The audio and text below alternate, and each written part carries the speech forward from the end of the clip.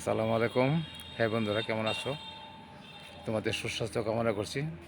যেখানে যে অবস্থায় থাকবি এই অবস্থায় ভালো থাকবি, তোমাদের মঙ্গল কামনায় প্রতিনিয়ত তোমাদের শুভকামনায় বন্ধুরা। হ্যাঁ বন্ধুরা, বিশেষ করে প্রবাসের বন্ধুরা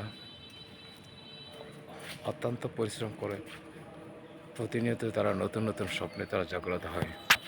নতুন স্বপ্ন তোমরা দেখো, দেশে আসবে, ব্যবসা করবে, বাণিজ্য করবে, অনেক কিছু করবে।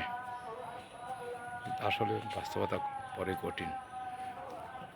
আমি বাস্তবতা নিয়ে কথা বলছি যে প্রতিটা মানুষ কেন যেন বারবার হোঁচট খেতে এটা একটা সময় বড্ড ক্লান্ত হয়ে যায়।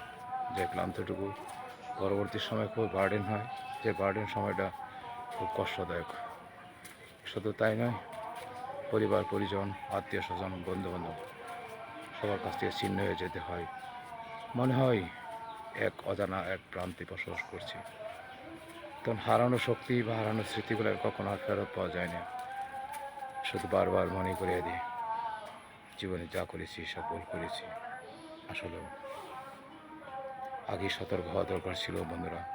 এই অক্লান্ত পরিশ্রম, বাধার কাম পায়ে ফেলে পরিশ্রম করে টাকা উপার্জন, প্রত্যেকটা নিজের সুখ ও সমৃদ্ধ করার জন্য, নিজের স্বপ্নগুলো বাস্তবে রূপ দেওয়ার জন্য প্রতিনিয়ত তোমরা করে থাকো বা আমরা করে থাকি।